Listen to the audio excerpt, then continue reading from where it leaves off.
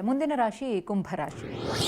ಕುಂಭರಾಶಿಯವರಿಗೆ ಒಂದು ಸ್ವಲ್ಪ ಈ ವರ್ಷ ಒಂದು ಸ್ವಲ್ಪ ಕಹಿ ಜಾಸ್ತಿ ಕಾಣ್ತಾ ಇದೆ. ಯಾಕೆಂದರೆ ಒಂದು ಕಡೆ ಅಂತ್ಯ ಶನಿ ಪ್ರಭಾವ ನಡೀತಾ ಇದೆ. ಆಮೇಲೆ ಗುರು 6ನೇ ಮನೆಗೆ ಬರ್ತಾರೆ. ಸಾಲ ಮಾಡ್ತೀರಾ ನೀವು, ಸಾಲ ಮಾಡದೇ ಇದ್ದಂಗೆ ಬ್ಯಾಲೆನ್ಸ್ ಮಾಡಿ. ಆದಷ್ಟು ಕೂಡ ನೀವು ಖರ್ಚನ್ನು ಕಡಿಮೆ ಮಾಡಿ. ಸೋಂಬೇರಿತನ ಸಿಕ್ಕಾಪಟ್ಟೆ ಜಾಸ್ತಿ ಆಗುತ್ತೆ. ನೆಕ್ಸ್ಟ್ ಆರೋಗ್ಯ, ರೋಗಗಳ ಸಮಸ್ಯೆ ಸ್ವಲ್ಪ ಜಾಸ್ತಿ ಕಾಣುತ್ತೆ.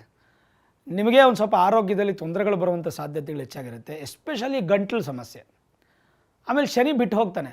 ಬಿಟ್ಟು ಹೋಗ್ಬೇಕಾದ್ರೆ ಕಾಲು ಬೆರಳುಗಳು, ಕಾಲು ಪಾದ, ಅರಿಪಾದಗಳು ಅಂತ ಹೇಳ್ತೀವಿ. ಕಾಲಿನ ಕೊನೆಯ ಭಾಗ, ಈ ಮೊಣಕಾಲಿಂದ ಕೆಳಗೆ ಅಂತಲೇ ಇಟ್ಕೊಳ್ಳಿ, ಪರವಾಗಿಲ್ಲ. ಯಾಕಂದ್ರೆ ಅರ್ಥ ಆಗೋ ಭಾಷೆಯಲ್ಲಿ ನಾನು ಕೆಲವೊಂದು ಹೇಳಬೇಕಾಗುತ್ತೆ.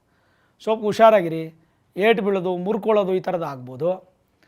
ಹಾಗಾಗಿ ಸಾಧ್ಯವಾದಷ್ಟು ಆರೋಗ್ಯ ಅಂತ ಬಂದಾಗ ಕಾಲು ಕಡೆ ಗಮನ ಕೊಡಿ. ಪರಿಹಾರ ಗುರುಗಳೇ. ಪರಿಹಾರ ಖಂಡಿತ ಈ ಗುರು ಶಾಂತಿನೂ ಮಾಡ್ಕೋಬೇಕು, ಶನಿ ಶಾಂತಿನೂ ಮಾಡ್ಕೋಬೇಕು. ನಿಮ್ಮ ಪರಿವಾರ ಇತ್ತು ಅಂತಂದರೆ ಒಂದು ಕುಟುಂಬಕ್ಕೆ ಒಂದು ನವಗ್ರಹ ಶಾಂತಿ ಮಾಡ್ಕೊಳ್ಳೋದು ಭಾಳ ಒಳ್ಳೆಯದು. ಓಕೆ ಗುರುಗಳೇ.